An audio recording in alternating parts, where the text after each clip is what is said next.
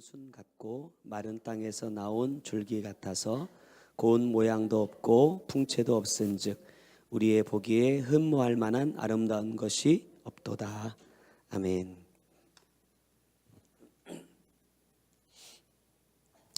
오늘 지난 한 주 동안에 내가 나를 사랑하느냐 이 말씀을 계속해서 받았는데, 그래서 저도 오늘 말씀의 제목을 내가 나를 사랑하느냐라는 제목을 한번 잡아보았습니다. 말씀을 준비하면서 문득 이런 생각이 들었어요. 왜 하나님 나를 사랑하실까? 여러분도 아마 그런 걸 느끼실 때가 있겠죠. 근데 살다 보니까 와, 하나님이 정말 나를 사랑하신다라고 느껴질 때는 별로 많지 않아요. 솔직하게 많지 않고, 왜 하나님 나 이렇게 사랑하지 않으시지? 라는 생각이 훨씬 사실은 솔직하게 더 많이 들거든요. 근데 이 한 주간 동안 이 말씀을 계속해서 제가 받으면서 또 말씀을 준비하면서 하나님이 왜 나를 사랑하실까라는 이 질문을 한번 해봤어요. 왜 나를 사랑하실까? 보통 누군가를 사랑하려면 사랑할 만한 어떤 조건이 있어야 되죠. 그렇다면 하나님의 입장에서 나에게 하나님이 나를 사랑해 주실 만한 어떤 조건을 내가 가지고 있느냐? 여러분은 하나님께서 여러분을 사랑하신다고 느끼세요? 가끔 느끼는 거 이런 거 말고, 정말 하나님이 나를 사랑하신다라는 것이 변하지 않고 계속되고 있다, 이런 것들 여러분 느끼세요? 왜 사랑하실까? 하나님이 왜 나를 사랑하실까? 내가 말씀대로 살기 위해서 엄청나게 노력을 하고 있는 것도 사실은 아니고, 내가 날마다 죄에서 돌이켜서 주님께서 기뻐하시는 삶으로 살아가고 있는 것도 솔직히 아니거든요. 그런데 왜 주님은 나를 사랑하실까? 오늘 말씀을 준비하면서 주님께서 저에게 주시는 마음은 뭐냐면, 내 안에 주님의 영이 있기 때문이다, 이런 마음을 주셨어요. 내 안에 주님의 영이 있기 때문이다. 처음에 하나님께서 사람을 창조하실 때 형상과 모양으로 빚으셨는데, 하나님의 형상과 모양을 가지고 사람을 만든 것은 아담과 하와만 그렇게 만든 게 아니잖아요. 이 땅에 태어나는 모든 사람들이 다 하나님의 형상과 모양으로 창조되었고, 그 안에 결정적으로 주님께서 뭘 불어넣어 주시죠? 생기를 불어넣어 주시죠. 이게 하나님의 영인데, 이 영이 내게서 떠나면 난 죽어요. 내가 아직 살아있다는 것은 뭐죠? 내 안에 뭐가 있다는 거예요? 하나님의 영이 있다라는 거예요. 하나님이 나를 사랑하시는 이유는 내가 막 거룩하고 흠이 없고 죄 없이 막 예수님처럼 막 그런 삶을 막 살아내고 있기 때문이 아니라 딱 한 가지 이유다. 저에게 주시는 마음은 내 안에 내가 너에게 불어넣어 주었던 그 생기가 있기 때문이다.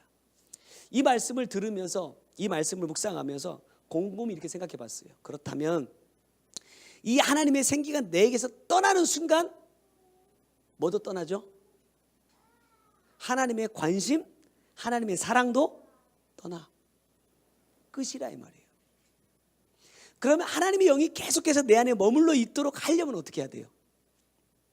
물론 우리가 성령이 내 안에 오신다 이런 얘기들도 전에도 계속해서 많이 나눴지만, 지금 여기서 말씀하고 있는 이 생기, 이 영과 성령이 내게 임하는 것은 좀 다르게 보시는 게 좋을 것 같아요.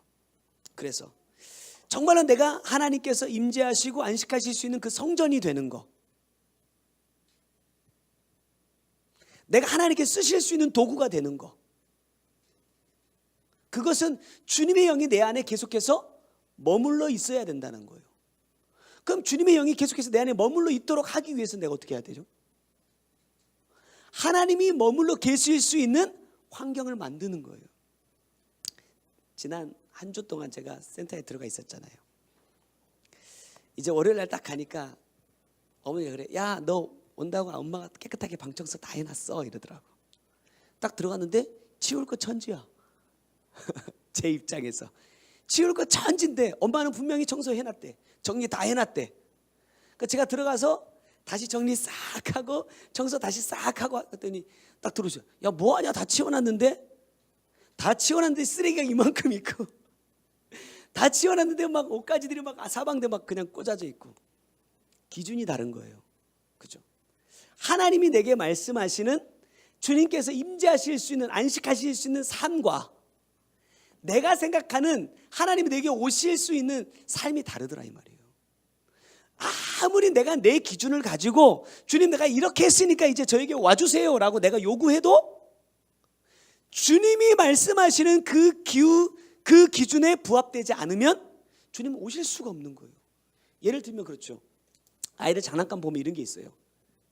네모, 세모 이렇게 구멍을 뚫어 놓고 블럭을 같은 모양을 넣게 하는 거예요. 다른 모양은 들어갑니까 안 들어갑니까? 안 들어가요. 아무리 힘이 세도 이게 부서지면 부서지지 들어가진 않아. 마찬가지죠. 주님께서 내게 원하시는 것이 있는데 내가 다른 것을 준비하고 주님 내게 와주세요라고 내가 아무리 요구해봐야 주님 안 오신다 이 말이에요. 그래서 이 주님의 영이, 하나님의 생기가 내 안에 머물러 있는 동안에 우리가 뭘 해야 되느냐, 주님께서 내게 안식하실 수 있는 그러한 삶으로 나를 바꿔가는 거예요. 이게 되지 않으면 주님과 내가 상관이 없다. 솔직하게 저도 자녀들이 있지만 이쁠 때가 많아요, 미울 때가 많아요?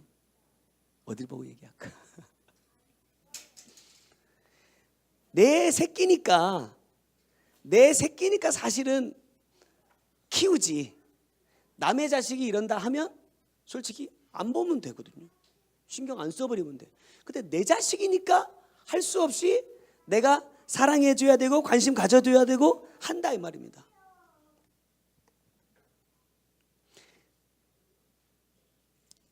우리의 이 사랑에는요, 관심에는 한계가 있어. 그래서 참다가 안 되면 어떻게 하죠? 폭발하는 거죠. 예전에는 제 이 성질을 못 이겨가지고 매를 참 많이 들었어요. 매를 많이 때렸어요. 우리 유겸이가 어려서 저한테 참 매를 많이 맞았어요. 이런 거 보면 알죠. 아이들랑 옆에 있는데 아빠가 이렇게 뭐 하려고 손을 잠깐 들었는데 애들이 이러면 뭐예요? 많이 맞았다는 얘기예요. 우리 유겸이는 아마 제 기억으로는요, 돌 지나고부터 엉덩이를 맞았던 것 같아요. 저한테. 제가 참 못됐죠. 어려서 참 많이 때렸어요. 매를 많이 때렸어요. 그게 지금도 이제 많이 미안한 마음이 있긴 하지만 항상 이렇게 스스로 위로하죠. 나는 왜 때렸다? 너 잘 되라고. 난 너 잘 되라고. 솔직하게 얘기해 보면, 지금 이 말씀 앞에서 솔직하게 고백하면 그게 내 혈기예요. 내 죄성이에요. 이렇게 말씀하셨어요. 마귀가 아무리 좋은 것을 내 앞에 가져다 놔도 내 안에 그것이 없으면 반응한다 안 한다? 반응 안 해. 예를 들면 제가 돈을 엄청 좋아해요. 마귀가 나를 시험에 들게 할 때마다, 날 넘어뜨리게 할 때마다 이 돈만 가져오면 내가 너무 쉽게 반응해. 넘어져. 돈에 대한 욕심이 내 안에 있기 때문에. 이게 없으면 돈이 있어도 그만, 없어도 그만. 그렇잖아요. 그런데 이게 내 안에 있어, 내 욕심이 있기 때문에 반응해. 그런 것처럼 아이들의 모습을 보면서 너 왜 이러냐 그러면서 내가 막 괜히 막 화가 나고 막 짜증이 나고 하는 것은 내 안에 그러한 죄성들이 있기 때문에 반응하는 거거든요. 결과적으로 따져보면 지금 우리 아들이 막 저를 조금 힘들게 해도 제가 막 매를 때리고 막 혼내지 못하는 이유가 뭐냐면 결국에는 그게 뭐다? 내 죄성이니까. 내 모습이구나 하면서 제가 뭘 해요? 나를 돌아보고 주님 앞에 회개하고, 내가 정말로 주님 앞에 이 문제를 해결하면 내 아들이 달라지겠지. 이런 소망을 가지면서 내가 하나님 앞에 나아가는 것이지, 야 이놈의 새끼 너 이렇게. 그래서 제가 언젠가 아들한테 한번 이렇게 얘기했어요. 안 맞으니까 좀 몸이 근질근질하지. 한번 이렇게 제가 여기까지 딱 뚜껑까지 딱 찼을 때, 예전에 그래도 좀 매를 맞을 때는 그래도 일주일이면 일주일, 한 달이면 한 달 정도 가더니 요즘에는 말하고 돌아서면 잊어버려. 또 말을 해도 귓등으로 들어. 무슨 말을 했는지를 몰라. 항상 그렇다는 건 아니지만. 그러니까 제가 이제 그런 거 보면 괜히 더 화가 나는 거죠. 그래서 제가 한번 조용히 불러다 그랬어요. 유겸아, 요즘 안 맞으니까 몸이 좀 근질근질하지? 그랬더니 아니래, 괜찮대. 마찬가지로 내 안에 있기 때문에 내 죄성이에요. 근데 어찌 됐든지 간에 나도 참는다고 참아보지만 한계가 딱 되면 나도 모르는 사이에 딱 폭발이 돼버려. 그런데 문제는 뭐냐? 하나님의 사랑에도 한계가 있더라 이 말이에요. 하나님의 사랑에도. 여러분, 우리가 기존에 알고 있던 하나님의 사랑은요, 어떤 사랑이죠? 용서하지 못하는 자가 없어. 어떤 죄를 지었든지 간에 하나님 앞에 나와서 회개하기만 하면 다 용서해 주셔. 이게 하나님의 사랑이죠. 하나님의 사랑에 한계가 있다라는 말은 용서하실 수 없는 죄가 있다라는 얘기가 아니라 시간적인 개념입니다. 하나님이 영원토록 우리를 사랑하시는 게 아니더라 이 말이에요. 특별히 이 사랑을 우리는 용서라는 것과 거의 동일시 생각하는데, 하나님의 이 용서에 한계가 있어요. 언제까지죠? 내 생명이 있는 동안이에요. 내가 살아있는 동안까지는 하나님은 끝없이 사랑하십니다. 그런데 이 생명이 딱 떠나버리는 순간부터 주님은 어떤 주님으로 바뀌죠? 우리가 흔히 말하는 사랑의 하나님에서 뭘로 바뀌느냐? 심판주로 바뀝니다. 이 심판주는 공의의 하나님이에요. 다시 말하면 자비가 없어. 심판하시는 하나님에게는요, 자비가 없어. 사랑이 없어. 오직 공의로 심판하신다. 이따가 말씀 나누겠지만 이 심판대 앞에는요, 책들이 펼쳐져 있어요. 그 대표적으로 물론 3가지 책이지만 2가지만 얘기해 보면 생명책과 행위책이 있어요.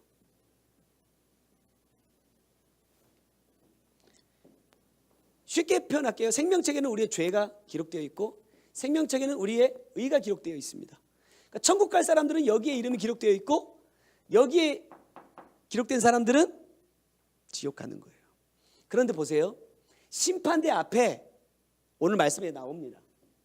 생명책이 펼쳐져 있는데 이 생명책을 펼쳐놓고 하나님은 심판하신다 이렇게 말해요. 우리는 지금까지 그렇게 얘기했어요. 사랑이 하나님이니까 우리는 심판 받는다 안 받는다? 심판 받지 않고 프리패스, 그냥 천국으로 바로 간다고 생각했거든요. 그렇지 않아요. 생명책에 기록되어 있어도 그 사람들도 다 하나님 앞에 심판을 받는다. 근데 이 생명책에 기록된 사람들의 심판은 뭐다? 상급.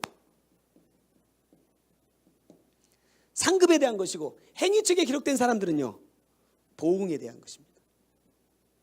그래서 주님 뭐라고 말씀하시죠? 행한 대로 갚아준다. 행한 대로 심판한다. 이렇게 말씀하시는 거예요.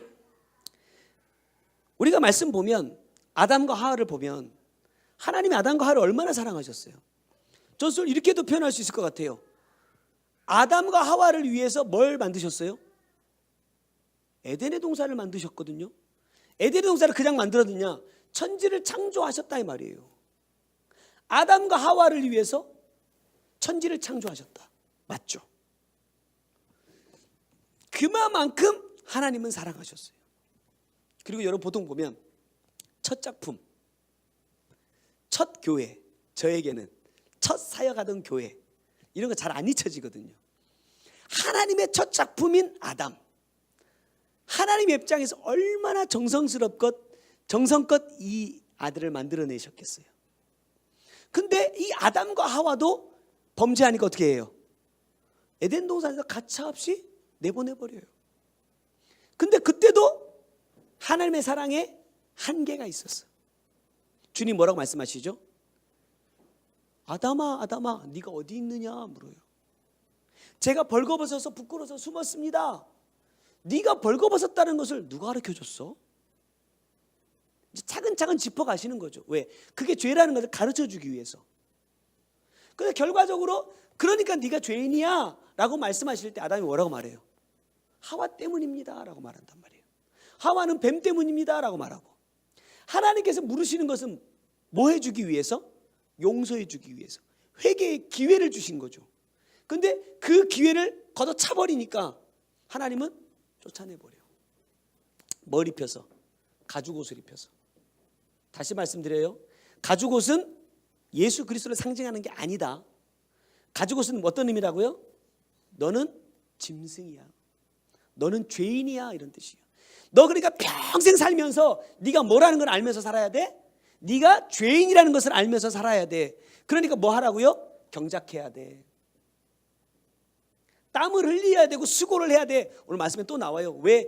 땀 흘리고 수고하지 않으면 그것이 죄지. 경작해야 돼. 네 심령을 갈아엎어야 돼. 그래야 다시 어디로 올 수 있어? 에덴의 동산으로 다시 돌아올 수 있어.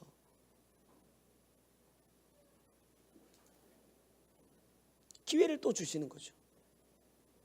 우리가 마찬가지죠. 하나님께서 회개의 기회를 주셨는데 깨닫고 주님 회개합니다, 돌이키겠습니다 해놓고서 또 뭐예요? 또 죄를 지어. 그러면 솔직히 인간적인 관계라고 생각하면 염치가 없어서 못 봐요. 이렇게 말을 번복을 잘하고 이렇게 뒤통수를 많이 치면 솔직히 인간적인 관계라면 나 하나님 앞에 못 나가요. 그런데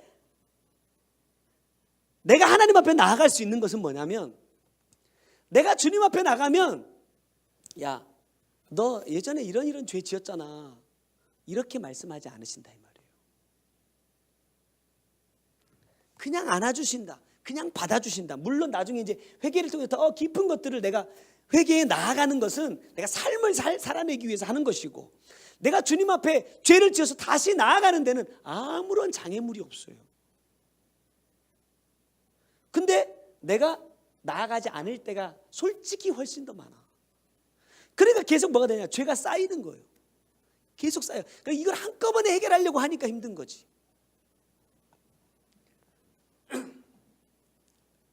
그래서 저는 하나님께서 우리에게 베푸시는 가장 큰 은혜가 뭐냐 생각할 때 회개할 수 있는 기회를 주시는 거다 라고 생각합니다. 그러나 그때를 잡지 않고 놓친 후에 우리가 주님 앞에 선다면 심판대에서는 기회가 있다 없다? 없어요. 그럼 우리는 언제 심판대 앞에 서죠? 죽으면. 근데 언제 죽어요? 언제 죽을지 몰라. 그러면 준비해야 될 것 아닙니까? 세상 재판은요, 공판 날짜를 알려줘요. 제가 옛날에 신천지 때문에 재판 받을 때 판사가 몇 년 몇 월 며칠에 몇 어디에서 당신 재판이 있으니까 몇 시까지 와라 이렇게 통보를 해준단 말이에요. 그러면 그 기간 동안 제가 뭐 해야 되죠?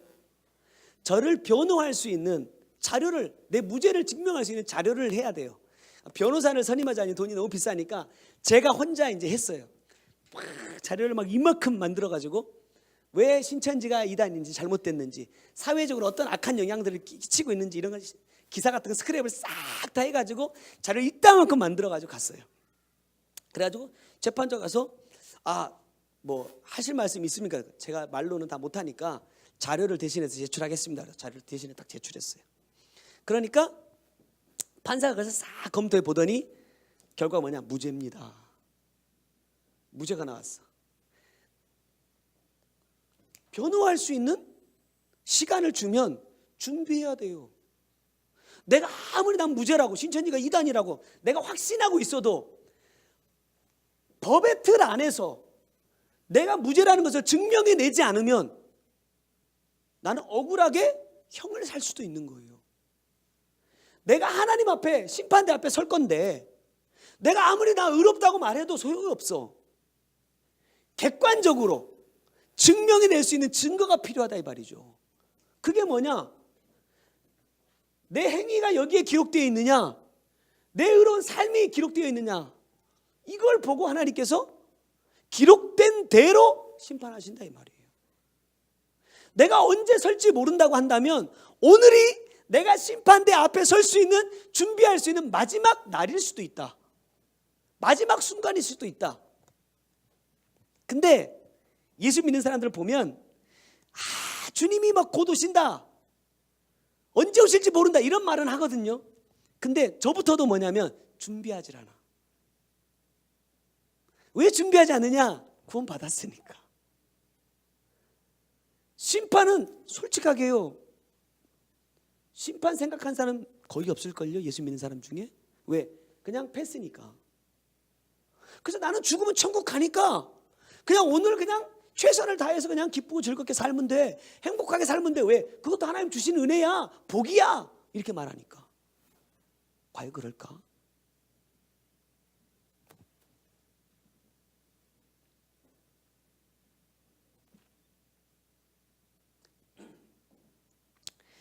자, 요한계시록 20장 12절 말씀 보면 내가 보니 죽은 자들이 물온대소하고 그 보좌 앞에 섰는데 책들이 펴있고 또 다른 책이 펴졌으니 곧 생명책이라. 죽은 자들이 자기 행위를 따라 책들에 기록된 대로 심판을 받으니. 그래요. 무슨 책이 펴졌어요? 물론 다른 책도 있지만 생명책이 펴졌다. 그 죽은 자들이 자기 행위를 따라 책들에 기록된 대로 심판을 받는데요. 행위책에 기록되어 있든지 생명책에 기록되어 있든지 나중에 또 회개의 책에 기록되어 있든지 상관없이 기록된 것을 가지고 주님은 공의로 객관적으로 심판하신다 이 말이에요. 야, 너 목사, 양 목사 너 어디 이렇게 뭐 몇 년 목회했으니까 이런 거 없어. 너 교회를 위해서 이렇게 헌신했으니까 수고했으니까 이런 거 없어요.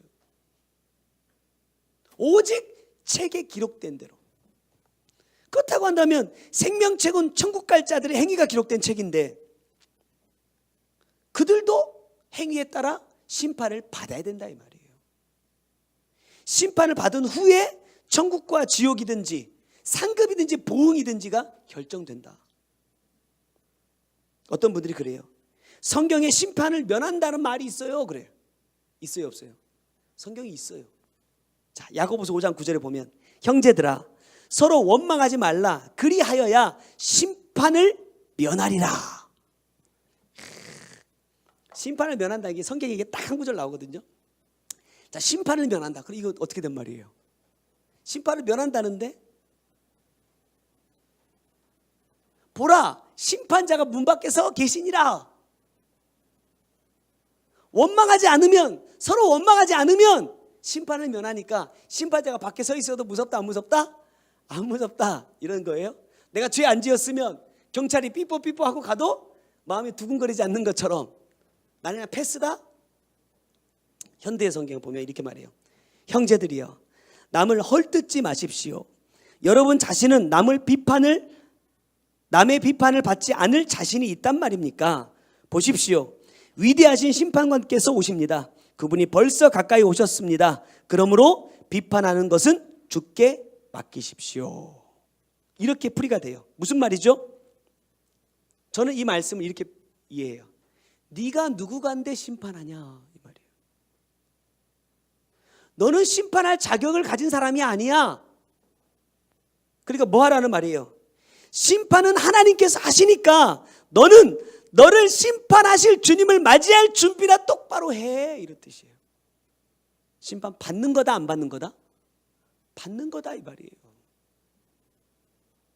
네가 심판하고 앉아있지 말라 이 말입니다.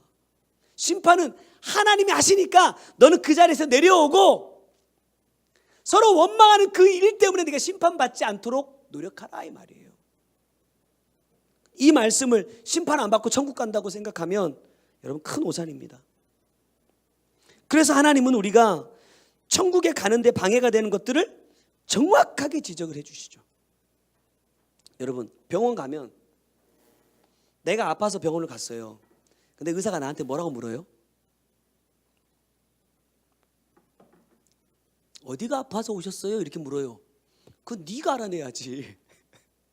그거 알려달라고 내가 간 거 아니에요? 근데 의사가 나한테 물어. 그럼 나는 또 얘기를 또 해. 아, 뭐 무릎이 아파서요. 그래서 어쩌다가 아팠어요.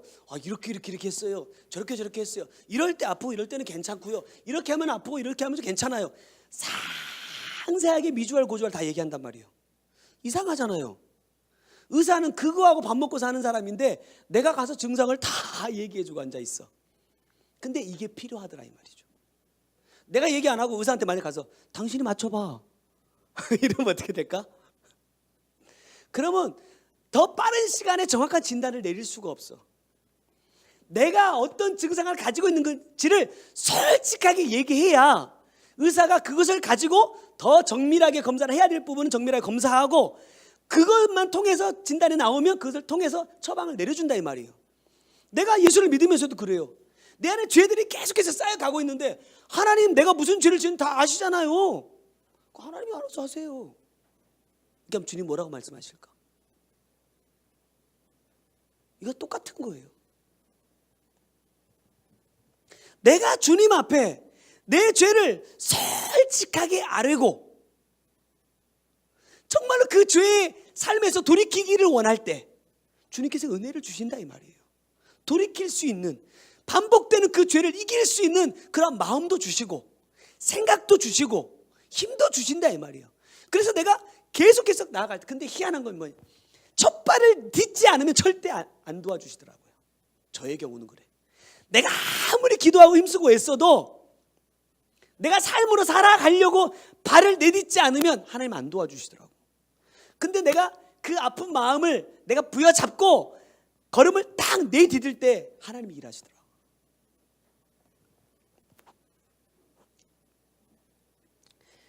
말로는 그래요. 주님이 언제 오실지 모르겠다고 말하고, 내가 주님 회개한다고, 다시는 죄 짓지 않겠다고 내가 고백하지만 솔직하게 내 삶을 보면 그러냐 이 말이에요.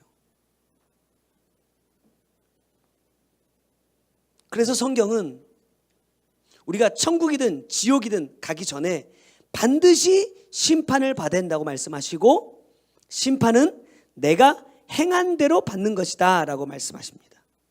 그렇다면 하나님의 가장 큰 사랑이 뭐냐?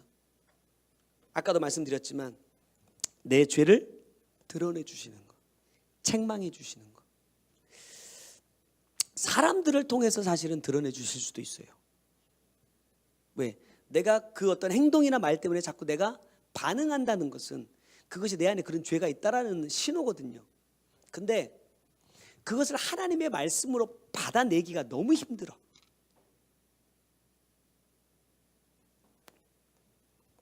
우리가 잘 아는 이야기가 있어요.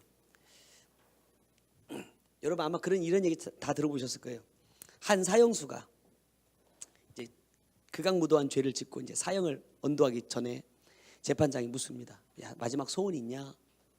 그러니까 어머니랑 대화 한 번만 하게 해달라. 그래서 아들이 죽어가는 모습을 지켜보기 위해서 이제 예전에는 그 마을 광장 같은 데다가 사람 이렇게 세워놓고 많이 했어요. 어머니가 저기 있으니까 자, 아들 가까이 오라. 어머니 이제 귀에다 대고 할 말이 있다. 엄마가 이렇게 귀를 딱 대니까 어떻게 했다고요? 귀를 깡 물어 뜯어버렸어. 그러니까 사람들이 그럼 그렇지 저런 극악무도한 놈이 부모를 공경할 리가 없지 이러면서 막 손가락질할 때 이 아들이 이렇게 얘기했다는 거예요. 뭐라고요? 내가 어려서부터 남의 것을 훔쳐와도 사람들을 때리고 해도 엄마는 항상 뭐만 했다? 칭찬만 해줬어. 잘했다 오냐오냐만 해줬어. 그러니까 뭐가 잘못되고 뭐가 옳은 것인지 몰랐어. 내가 나쁜 짓을 해도 엄마는 항상 칭찬만 하니까 내가 그거 하다가 지금 이렇게 됐다. 핑계겠지만 그런 이야기들이 있어요. 하나님께서 만약에 우리에게 그래 오냐 잘한다 라고만 하시면 얼마나 좋을까. 그냥 하나님이 진짜 말씀 그대로 문자 그대로 이해합니다. 하나님이 세상의 사람들을 다 사랑하셔서 다 천국으로 데려가면 안 되나? 생각이나 정신 같은 거 하나님이 조금만 이렇게 탁 바꿔주시면 나쁜 생각 하지 않고 살아갈 수 있지 않을까?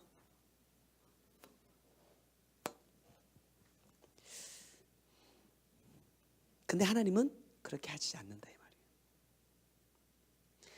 그래서 내가 천국 가는 데에 방해가 되는 요소들을 하나님은 그때 보여주신다. 가르쳐 주신다. 예전에는 차단이라는 것을 할 때 다른 사람의 것이 내게 오는 것을 굉장히 조심하면서 차단을 많이 했었어요. 근데 언젠가 말씀을 들으면서 느낀 건 뭐냐면 내 죄가 가장 크다. 내 죄가. 그러니까 다른 사람 때문에 내가 막 악한 영향을 받을까 봐 노심초사하는 게 아니라 혹시 내 안에 있는 이 더러운 죄성들이 다른 사람들에게 영향을 미칠까 봐 이거 회개해야겠다. 솔직하게 내가 아이들에게도 지금 감사를 하고 있거든요. 아이들한테 감사하면서 우리 유겸이한테도 그 얘기했어요. 네가 이렇게 할 수밖에 없는 이유는 아빠로부터 물려받은 죄성 때문이야. 네가 잘못이 아니라 내가 잘못이지. 내가 너를 이런 사람으로 만들었으니까 이게 내 죄지, 네 죄가 아니야. 하지만 내가 하나님 앞에서 회개해야 될 부분들, 해결해야 될 부분들이 있고, 너도 이제 말씀을 들었으니까 너도 네가 하나님 앞에서 해결해야 될 부분들이 있는 거예요.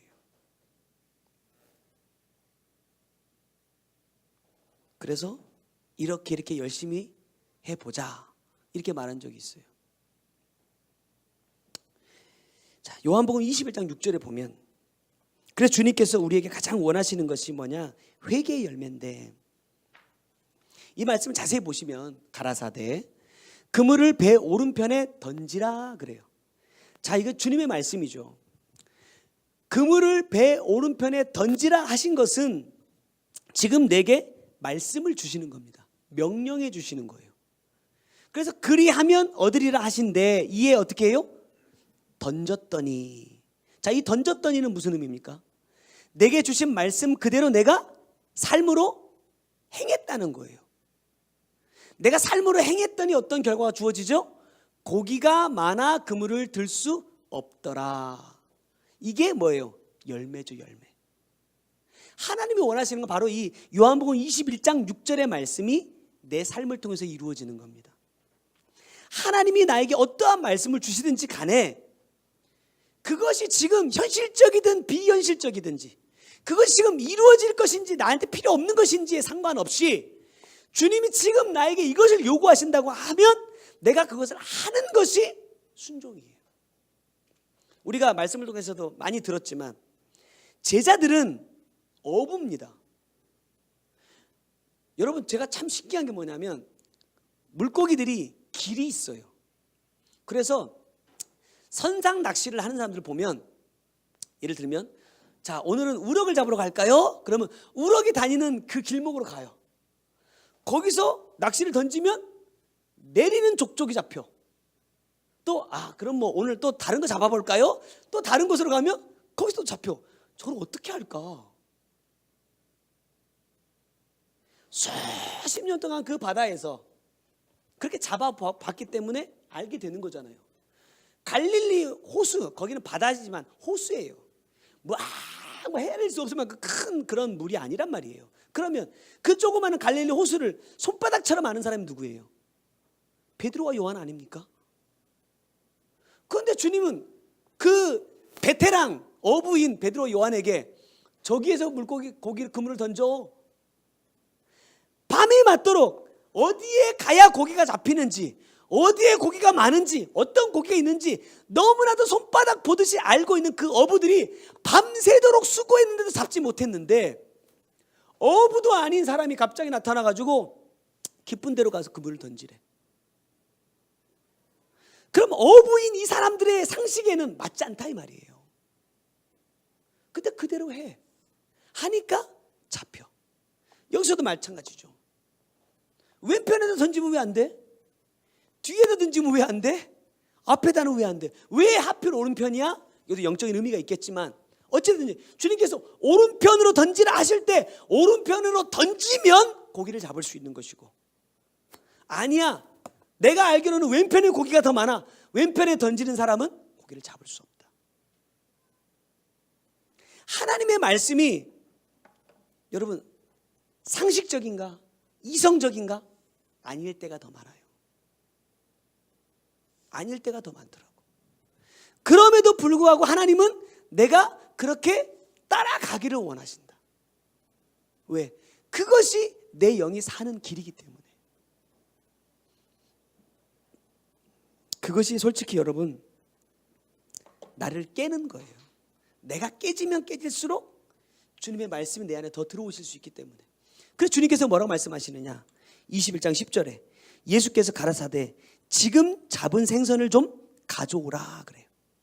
주님은 삶의 열매를 가져오라고 하십니다.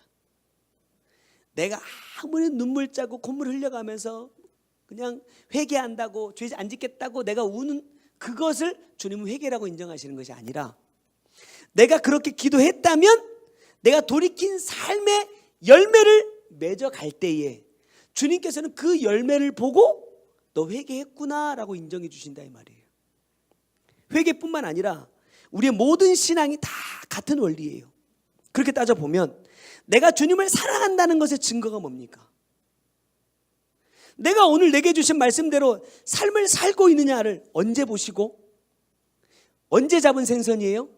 지금 잡은, 지금 현재 내가 지금 현재 그러한 삶을 살고 있느냐 주님은 보신다. 과거의 삶 안 보세요. 내가 과거에 어떤 사람이었는지 어떤 죄를 지었는지 주님께서는 그걸 묻고 따지는 게 아니라 지금 내가 어떠한 삶을 살고 있느냐를 보신다 이 말이죠. 지금 내가 주님께 가져올 열매가 없다면 결과적으로 뭐예요? 나는 주님을 믿는 자가 아니다. 나는 예수 믿는 사람도 아니고 그럼 더더욱이 어디 못 가요? 천국은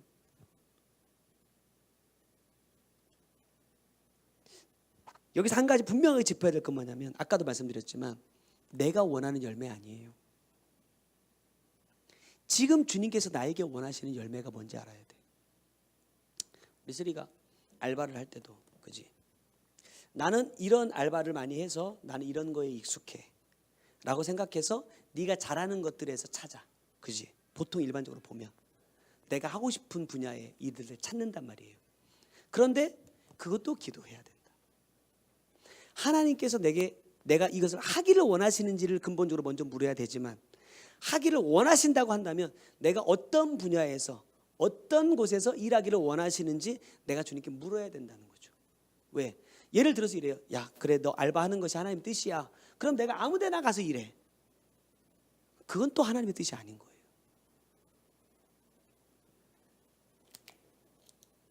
내가 첫 번째 답을 하나님께 들었다고 해도 두 번째로 진행할 때는 또다시 주님께 또 물어야 되고 세 번째도 또 물어야 되는 거예요.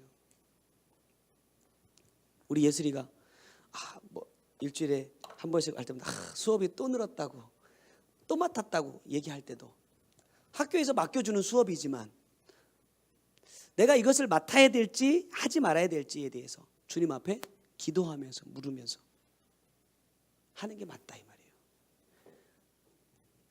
이렇게 내가 계속해서 주님께 물으면서 진행해 가지 않으면 잘 가다가 여러분 그런 게 있잖아요. 가끔 영화나 드라마 같은 거 보면 어떤 사람은 이게 못된 짓을 할 목적으로 차에 뭐 이렇게 제동장치를 이렇게 망가뜨려 놓는 경우가 있어요.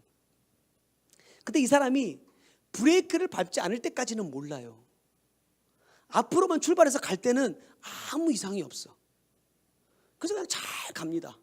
그런데 갑자기 브레이크를 밟아야 될 상황이 되는데 브레이크를 딱 밟아보니까 안 들어. 그럼 사고가 나는 거예요. 내가 아무리 인생이 잘 풀려가도 뭔가 하나 우리가 그런 말 있잖아요. 그래서 첫 번째 단추부터 잘 끼워야 되는 거예요. 그러지 않으면 마지막 거 다 채워도요 나중에 거울 앞에 딱 서서 다 끌어야 돼. 우리 인생이 그렇게 될 수 있다 이 말이에요. 목회자의 입장에서는요 그래요. 교회가 크고 성도가 많으면 사람들이 이렇게 말해요. 성공했다. 이게 무슨 말일까요? 야 목회 참 잘했다 이 말이에요. 하나님께서 목사님께 참 복을 많이 주셨네요. 이렇게들 표현하더라고요. 근데 과연 주님도 그렇게 말씀하실까? 말씀을 받으면서 느끼는 거지만 왜 하나님이 자꾸 큰 교회 목사님들을 책망하실까? 이유가 뭘까? 저는 큰 교회 목사가 아니니까 큰 교회 목사가 된 다음에 고민해 보겠습니다. 하나님께서 심판대 앞에서 가장 먼저 책망하시는 건 뭐냐면 말씀을 변질시키는 거다. 그러니까 누가 먼저 가장 많이 아프게 두드려 맞는다고요? 목사들이. 내가 목사 되고 싶어서 된 것도 아니잖아. 솔직히 저를 예로 들어보면 저는 솔직히 그냥 태어나면서부터 세뇌를 받았어요. 제가 우리미 정도보다 더 어릴 나이 때부터 아마 세뇌를 받았던 거예요. 그래서 제가 이게 말을 또박또박 하면서부터 사람들이 너는 앞으로 뭐가 될래? 이러면 저는 항상 목사가 된다고 이렇게 대답을 했던 것 같아요. 왜? 뭐라고 세뇌를 받았느냐? 저희 어머니가 그래요. 야, 너는 내가 하나님 앞에 아들을 낳으면 목사를 만들겠다고 서원하고 나왔어. 그러니까 너는 무슨 일이 있어도 목사가 돼야 돼. 이런 말을 진짜 어려서부터 계속 들었어요. 그 때문에 물어보면 당연히 그냥 나는 목사가 돼야 되는 사람인 거야. 그래서 그냥 그렇게 막 대답을 했어.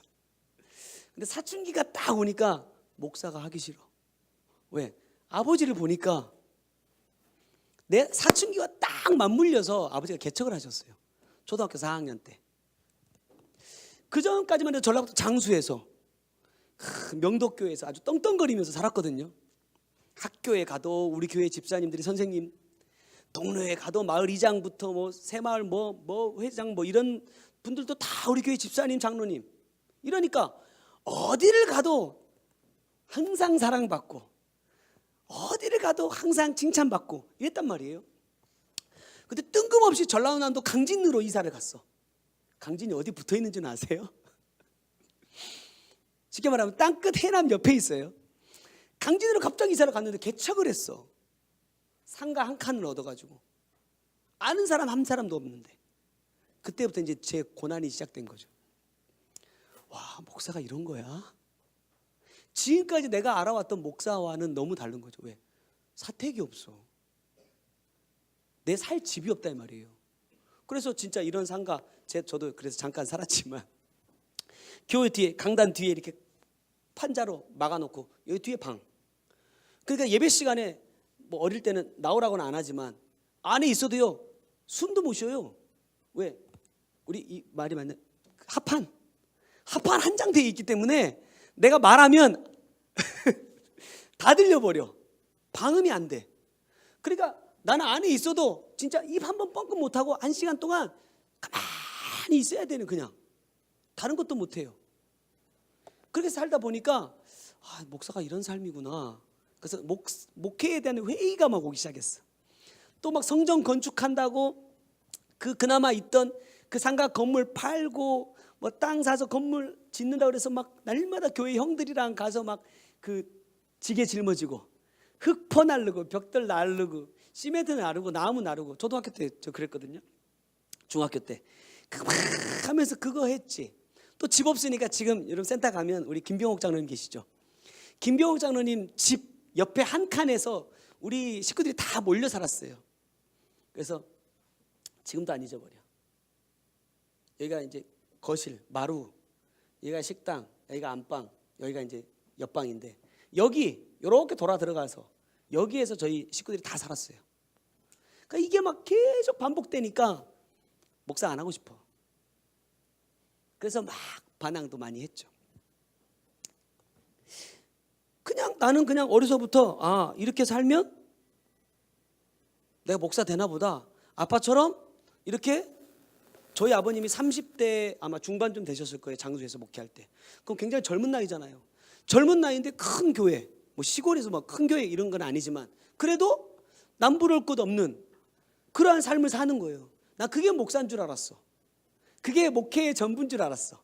근데 나중에 개척을 딱 보니까 내가 생각하던 목회자의 삶이 아닌 거야. 그래서 저희 부모님의 일평생 기도의 소원이 뭐냐? 우리 아들은 뭐 하지 않게? 개척하지 않게 해달라. 그 제가 개척한다고 그랬을 때 말은 못했지만 엄청 속으로 주님 지금이라도 어디 교회로 가게 해달라고 그렇게 기도하셨었다고 하더라고요. 본인들이 개척하면서 너무 고생들을 많이 하셔서 아들은 개척 안 했으면 좋겠다. 그렇게 기도를 많이 하셨대요.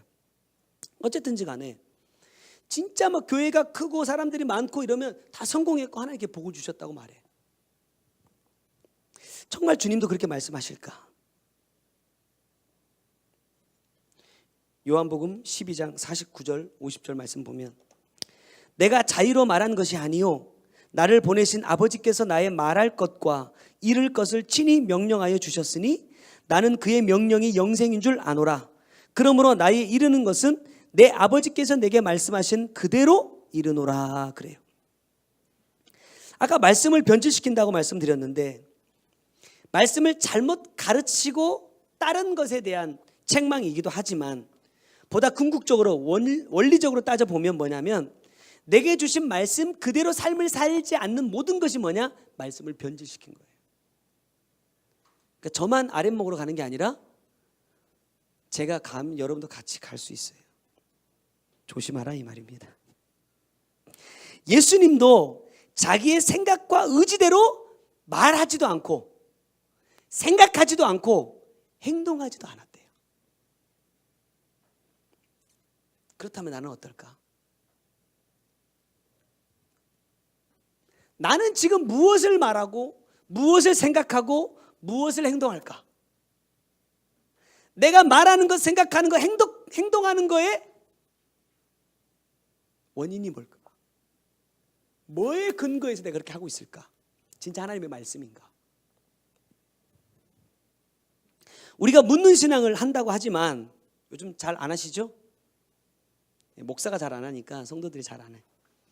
저 있어요. 첫 번째 묻는 신앙이에요. 묻는 신앙을 한다고 하면서 결국 돌아보면 다 내가 좋아하는 것만 하고 있어. 그러면서 제 마음속에 그래요. 제대로 묻긴 한 걸까?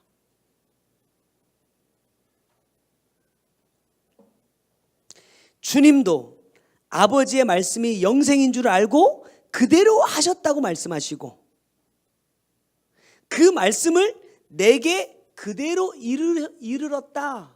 그대로 내게 말씀해 주셨다라고 말씀하세요. 그러면 예수님께서 그대로 삶으로 행한 그 말씀을 내게 주셨어요. 그럼 나도 어떻게 하라는 뜻이죠? 예수님처럼 삶으로 다 이루어가라는 말씀이에요.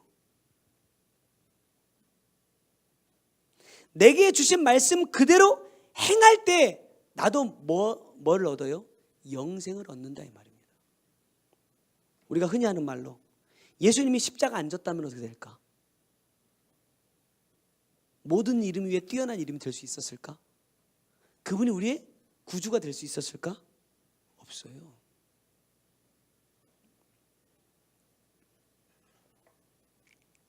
내가 주님처럼 말씀 그대로의 삶을 살지 못하는 이유는 뭐냐? 내가 원하는 것을 내려놓지 못하기 때문이다. 유대인들이 예수님께 이렇게 말해요. 우리에게 표적을 보여주십시오. 그때 예수님께서 이렇게 말씀하십니다. 누가복음 11장 29절에 예수께서 말씀하시되 이 세대는 악한 세대라 표적을 구하되 요나의 표적밖에는 보일 표적이 없나니 그래요. 자, 여기 보면 악한 세대라 그랬죠. 악한 세대. 여기 이 악하다는 말이 무슨 말이냐면 아프다, 병들었다라는 뜻인데 이 말에 더 어원을 찾아가면 무슨 뜻이냐? 수고, 고통이란 뜻입니다. 아까 처음에 말씀드렸죠. 뭐 하지 않으면 수고하고 고통을 이겨내지 않으면 어떻게 돼요? 아프고 병들어. 뭐가? 내 영이, 내 믿음이. 하나님이 사람에게 분명히 말씀하신 건 뭐냐면 경작하는 거예요. 땀을 흘리면서 밭을 일궈야 된다고 말씀하셨어. 근데 이게 하기 싫은 거야. 왜? 힘드니까. 그것은 육체적으로 밖에 나가서 막 노동을 하라 그런 의미도 될 수 있겠지만 보다 근본적으로는 날마다 말씀을 통해서 내 죄를 보고 회개의 삶을 살라라는 뜻이잖아요. 이스라엘 백성들이 유대인들에게 보여주신 요나의 표적이 뭡니까? 요나가 니느웨에 가서 한 게 뭐예요? 회개를 선포한 겁니다. 누가복음 11장 29절 이하에 뒤로 넘어가면 31절 32절 말씀 보면 딱 시작하시면서 뭐에 대해 말씀하시나? 심판때에 그래요. 31절 시작할 때도 심판때라고 시작하시고 32절도 심판때에 니느웨 사람들이 일어나 이 세대 사람들을 정죄하리니 이는 그들이 요나의 전도를 듣고 회개하였으며니와 요나보다 더 큰 이가 여기 있느니라. 니느웨 사람들이 왜 정죄하죠? 우리는 요나의 전도를 듣고도 회개했는데 너희는 요나보다 더 크신 분이 오셔서 회개를 선포하는데도 뭐 하지 않는다? 회개하지 않는다 이 말이에요. 그러니까 너희들은 뭐 해야 돼? 정죄받는다.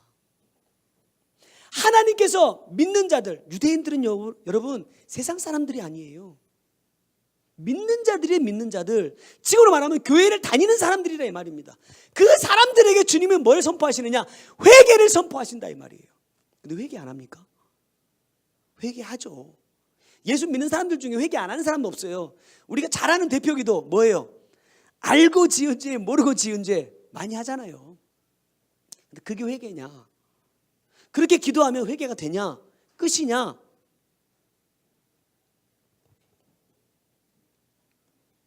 천만의 말씀이라 이 말입니다. 여러분 솔직하게 뭐 때문에 예수를 믿습니까? 천국 가려고, 영생 얻으려고. 그렇다면 그것을 얻기 위해서 나는 지금 무엇을 하고 있을까? 요한복음 19장 30절 보면 예수께서 신 포도주를 받으신 후에 이르시되 다 이루었다 하시고 머리를 숙이니 영혼이 떠나가시니라 그래요. 주님은 아버지의 명령을 영생으로 받고 그 말씀을 다 이루기 위해서 뭘 지죠? 십자가를 져요. 다 이루었다라는 이 말은 어디에서만 할 수 있느냐? 십자가에서만 할 수 있어요. 우리도 마찬가지예요. 주님께서 우리에게 말씀해 주실 때, 아 주님 내가 삶으로 이루었습니다. 누가복음 18장에 보면 부자 청년 나오잖아요. 야 네가 계명을 지켜. 근데 이 사람이 뭐라고 말해요? 저는 다 지켰습니다. 그게 참이다 거짓이다? 거짓이다 이 말이에요. 왜? 부족한 것 한 가지가 있기 때문에. 하나님이 우리에게 요구하시는 건 여러분 100%예요 99%가 아니더라고.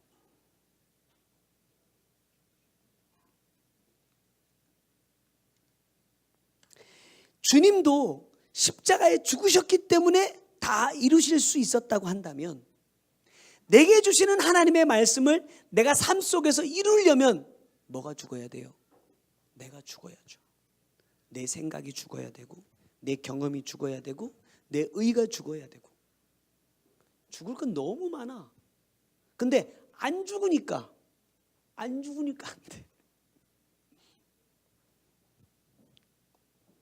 근데 왜 죽지 못할까? 주님은 영이 살기 위해서 육을 죽이셨죠. 나는 육을 누리기 위해서 영을 죽여. 주님이 저한테 깨닫게 해주신 거 그거예요. 주님은 영이 살기 위해서 육을 죽이셨지만 너는 육의 것을 누리기 위해서 영을 누르고 있어. 잠깐만 주님 조금만 더 내가 조금만 더 좀 세상 좀 맛보고 세상 좀 즐기고, 이런 마음이 내 안에 있기 때문에 내가 이루지 못한다고 주님은 말씀하세요. 오늘 본문을 보면서 저는 그래요. 오늘 본문에 보면 이렇게 말씀하시죠. 그는 주 앞에서 자라나기를, 이렇게 말해요. 그는 주 앞에서 자라나기를. 이 말씀은 뭐냐? 내가 주님의 얼굴을 향하여 매일 자라간다라는 뜻입니다. 내가 주님의 얼굴을 보고 날마다 그분을 향해서 자라가는 것을 말해요. 그런데 왜 그런 분을 어디에서 나게 하세요? 마른 땅에서 나오게 하십니다. 왜 고운 모양도 흠모할 만한 아름다운 것도 없게 하셨을까? 3절 보시면 그는 멸시를 받아서 사람에게 실어 버린 바 되었고 간고를 많이 겪었으며 질고를 아는 자라 마치 사람들에게 얼굴을 가리우고 보지 않음을 받은 자 같아서 멸시를 당하였고 우리도 그를 귀히 여기지 아니하였도다 그래요. 왜 주님의 얼굴을 바라보고 날마다 주님을 향해서 나아가는 이 분을 이렇게 만드셨을까? 이유가 뭘까? 4절 이하부터 쭉 그가 당하신 일에 대해서 말씀하시면서 마지막 10절에 이렇게 말해요. 그의 손으로 여호와의 뜻을 성취하리로다. 결론적으로 뭐예요? 여호와의 뜻을 이루기 위해서 예수 그리스도를 속건 제물로 죽이신다. 왜? 그래야 내가 사니까.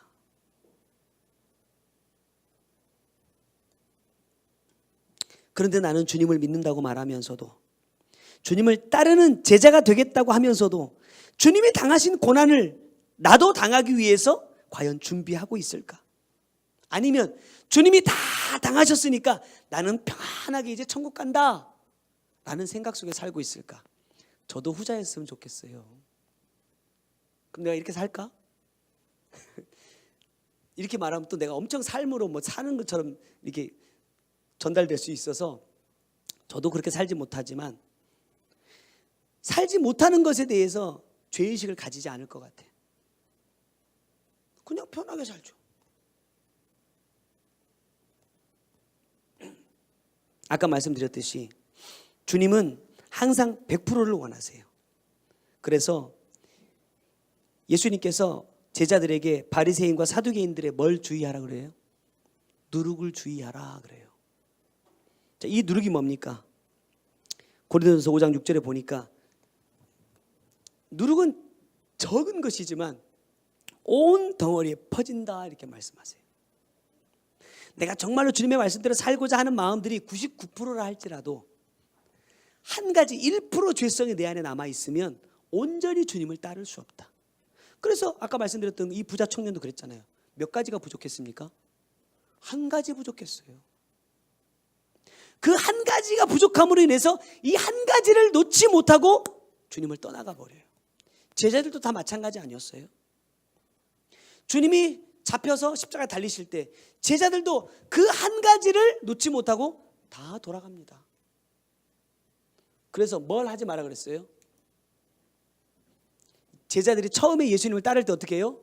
버려 두고 그러죠. 이건 버린 거다 아니다? 버린 게 아니에요. 놔둔 거예요. 소유가 누구다? 소유주가 나다 나. 그러니까 나중에 예수님 죽으시고 제자들이 그대로 가서 버려둔 거 내 거니까 다시 가지고 물고기 잡으러 가요. 그런데 부활하신 주님을 만난 후에 어떻게 바뀌어요? 버리고로 바뀝니다. 내 거가 아니라는 거예요. 그래서 이제 제자들은 다시 돌아갈 곳이 없어. 그래서 어떻게 하죠? 죽어요. 그래서 어디로 돌아가죠? 궁극적으로 우리가 가야 될 천국으로 돌아갑니다. 이게 돼야 된다는 거죠.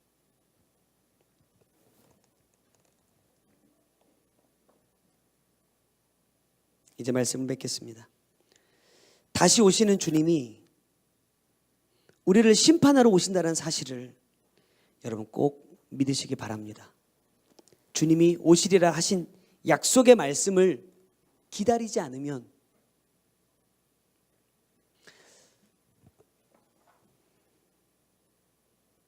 이렇게 얘기하셨어요. 심판대 앞에 섰을 때 여러분 어떤 마음으로 서기를 원하십니까? 두려움입니까? 아니면 기쁨입니까?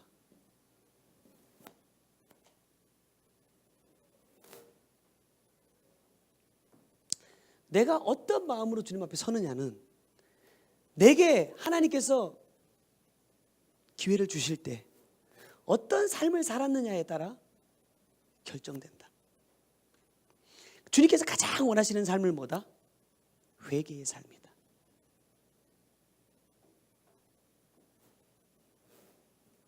이 삶을 살고 있는 자는 주님을 기다리는 자고, 이 삶을 살지 않는다는 것은 주님을 기다리지 않는 거예요. 나는 주님을 기다리는 것일 수 있어요. 왜? 예수 믿는 사람도 다 천국 간다고 하니까. 그러나 주님은 그 사람들을 위해서 오시지 않습니다.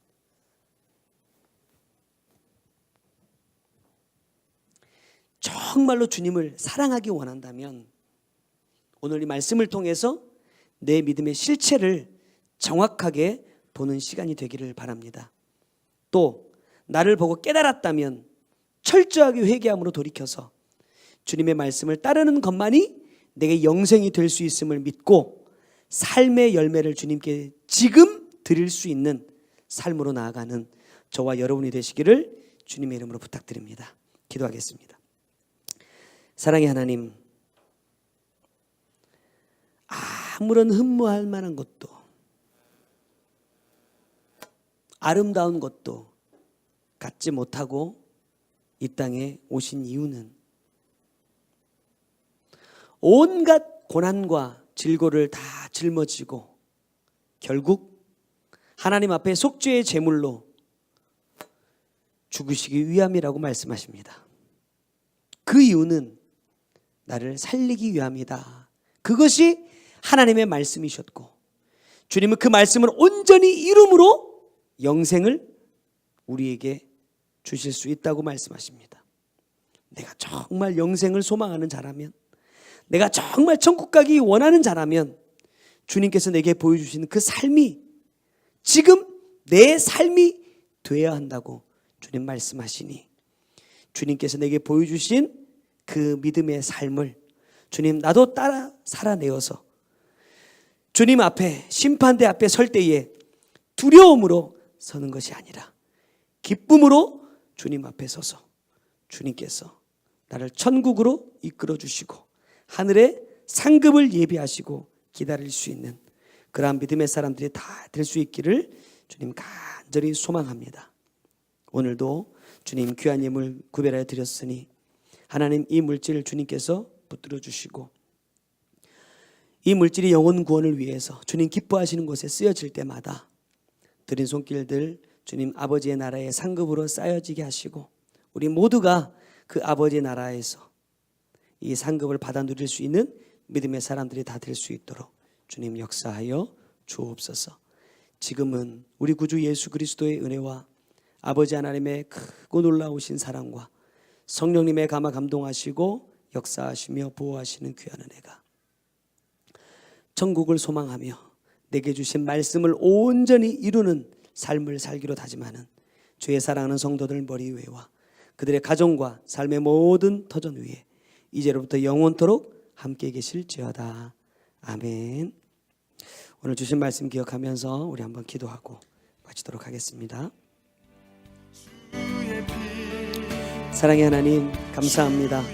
오늘도 주신 말씀 우리의 심령 가운데 잘 기억하게 하시고 새기게 하시고 나를 향하신 주님의 뜻이 무엇인지 바로 볼 수 있도록 주님 역사하여 주옵소서. 99% 된 것으로 만족하는 것이 아니라 100 온전히 전부가 하나님 앞에 드려질 수 있는 주님의 말씀으로 생명으로 채워질 수 있는 내가 될 수 있도록 주님 붙들어 주옵소서.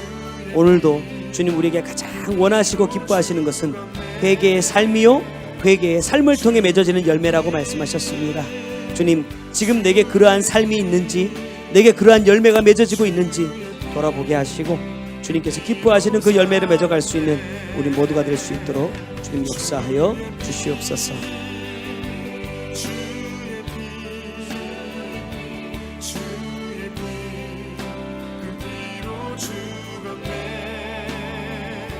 주의 피